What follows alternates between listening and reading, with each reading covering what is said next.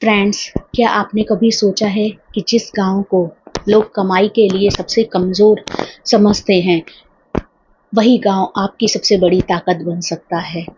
Friends, आप एक गृहिणी हैं, पढ़ाई पूरी कर चुकी हैं और अपने परिवार की इनकम क्रिएट करना चाहती हैं, तो यह वीडियो आप ही के लिए है। इस वीडियो पर आप अंत तक ज़रूर बने रहिएगा। फ्रेंड्स, गांव में रहकर ही किस तरीके से 10 बिजनेस स्टार्ट किए जा सकते हैं, जो कि बहुत ही कम निवेश के साथ स्टार्ट होते हैं और हमें धीरे धीरे बहुत सारी इनकम क्रिएट करके देने लगते हैं। तो आज हम इन्हीं पे बात करेंगे। नमस्कार दोस्तों, मैं माधुरी शर्मा अपने YouTube चैनल पर आपका बहुत बहुत स्वागत करती हूँ। आप देख रहे हैं हमारा चैनल, जहाँ पर हम महिलाओं को आत्मनिर्भर बनने की ओर अग्रसर करते हैं। दोस्तों, हम अक्सर सोचते हैं कि कमाई सिर्फ शहरों में होती है, लेकिन हम ये भूल जाते हैं कि इन स्थानीय संसाधन, लोगों का भरोसा और कम खर्च से ही हम कई सफल उद्योग स्थापित कर सकते हैं। इस वीडियो में पहला जो हमारा बिजनेस आता है वो आता है डेयरी उत्पाद। जी हाँ फ्रेंड्स, यदि आप गांव में रहते हैं, आपके पास थोड़ी बहुत ज़मीन है, तो आप वहाँ पर 2-4 गाय भैंस पाल सकते हैं, जिससे कि आप उनका दूध भी बिक्री कर सकते हैं और हो सकता है कि आप ज़्यादा डिमांड होने पर उसकी दूध का पनीर भी बना सकें, छाछ और दही का कारोबार भी कर सकें। इसीलिए ये जो डेयरी उत्पाद है, ये गांव में रहने वाले नागरिकों के लिए एक बहुत ही मजबूत स्तंभ का काम करता है। मशरूम की खेती आप देख भी रहे हैं कि बहुत सारे लोग इंजीनियरिंग की पढ़ाई करके नए जो बॉयज़ हैं, गर्ल्स हैं, वो गांव में जाकर अपने में मशरूम की खेती स्टार्ट कर देते हैं, क्योंकि उसमें हमें इतना स्पेस नहीं चाहिए होता। मशरूम की खेती हम छोटी सी जगह से भी स्टार्ट कर सकते हैं, लेकिन वहाँ पर ओपन इन्वायरमेंट होना चाहिए, जहाँ की हमें पानी और हवा शुद्ध मिल सके।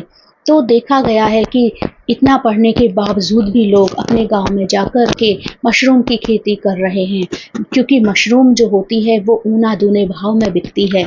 तो फ्रेंड्स, ये भी आपके लिए एक अच्छा बिजनेस आइडिया हो सकता है। नेक्स्ट जो बिजनेस आइडिया है वो है हमारा मधुमक्खी पालन। जी हाँ फ्रेंड्स, मधुमक्खी पालन, इसके लिए भी हमें मधुमक्खी के लिए व्यवस्था करनी होती है, क्योंकि शहद की डिमांड हर समय बढ़ती ही जा रही है और मोम की भी, क्योंकि मोम भी मधुमक्खियों से ही प्राप्त होता है। इसलिए आप मधुमक्खी पालन का भी काम कर सकते हैं। नेक्स्ट जो बिजनेस आता है वो आता है हमारा मुर्गी पालन। जी हाँ फ्रेंड्स, मुर्गी पालन के लिए भी हमें थोड़ी सी खुली ज़मीन चाहिए होती है, क्योंकि देखा जाता है कि चिकन की और अंडों की डिमांड भी दिन प्रतिदिन बढ़ती जा रही है। तो हम ऐसा कार्य क्यों ना करें जो डिमांड में हो, क्योंकि बिजनेस हमारा वही चलेगा जो डिमांड में होगा। तो फ्रेंड्स, एक ये आपके लिए बहुत ही अच्छा बिजनेस हो सकता है। नेक्स्ट जो आता है इसी में, वो आता है सिलाई और बुटीक का काम। जी हाँ फ्रेंड्स, सिलाई और बुटीक का काम जिस तरह से शहरों में चल रहा है, उसी तरह से गांव में भी चलता है। फ्रेंड्स, जब आप सिलाई सीख लेते हैं तो आप छोटे लेवल पर ही अपने घर वालों के कपड़े सिलने स्टार्ट कर देते हैं। यही खबर मोहल्ले पड़ोस में जाती है और सारे गांव में से फिर आपके लिए काम आने लगता है। जब आपको लगता है कि हमारे पास सिलाई का काफ़ी काम आ गया है और हमारी अर्निंग स्टार्ट हो गई है, तो आप उसको फिर घर में एक रूम को एक बुटीक का रूप दे सकते हैं।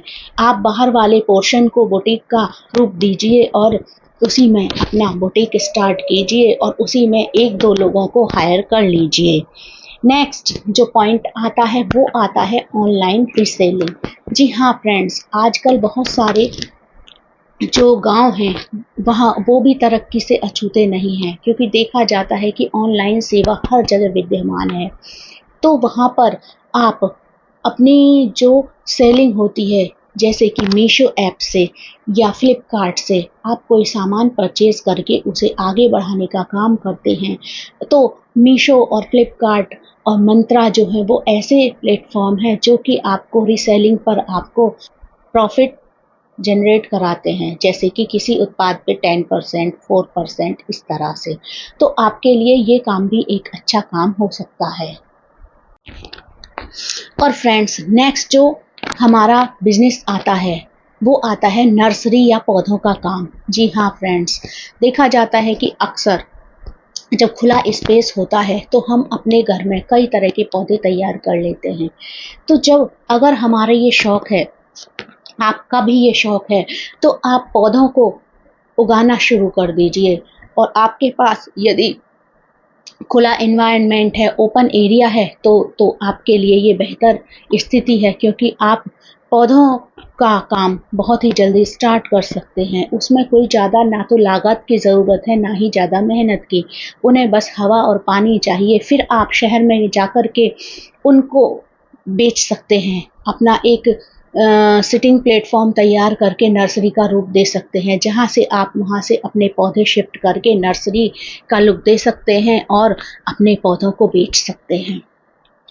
नेक्स्ट जो बिजनेस आता है इसके बाद वो आता है कंप्यूटर।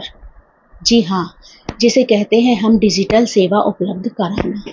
यदि आप गांव में रहते हैं तो भी थोड़ा बहुत कंप्यूटर जानते हैं तो आप बच्चों को वो सिखा सकती हैं। जी हाँ फ्रेंड्स, क्योंकि कंप्यूटर की डिमांड भी दिनों दिन बढ़ती जा रही है। आप एक जन सेवा केंद्र खोल सकती हैं, जहाँ पर कि आप आधार कार्ड बना सकती हैं, लोगों को ईमेल आईडी बनाने में हेल्प कर सकती हैं और उनको बहुत सी ऐसी बिजली बिल भुगतान और ये सब सेवाएं उपलब्ध करा के आप अपना एक नया प्लेटफॉर्म तैयार कर सकती हैं। और सबसे अच्छा बिजनेस जो हम कहेंगे वो होता है कंटेंट क्रिएशन का। जी हाँ फ्रेंड्स, यदि आपके अंदर इनमें से कोई भी एक स्किल है, चाहे आप अच्छा खाना बनाना जानती हैं, चाहे आप सिलाई करना चाहती हैं, चाहे आपका कंटेंट राइटिंग का शौक है, चाहे कुछ भी एक ऐसी स्किल है आपके अंदर, या बोलने की क्षमता आपकी बहुत अच्छी है, आपकी स्पीकिंग स्किल बहुत अच्छी है, तो आप लोगों को मोटिवेट भी कर सकते हैं। आप अपना कोई स्टोरी चैनल बना सकते हैं। या इसी तरह से यदि आपके घर वाले आपको ऐसी परमिशन नहीं देते कि आप बाहर निकल करके वर्क करें, तो आप अपने घर से ही कंटेंट क्रिएशन का काम स्टार्ट कर सकती हैं।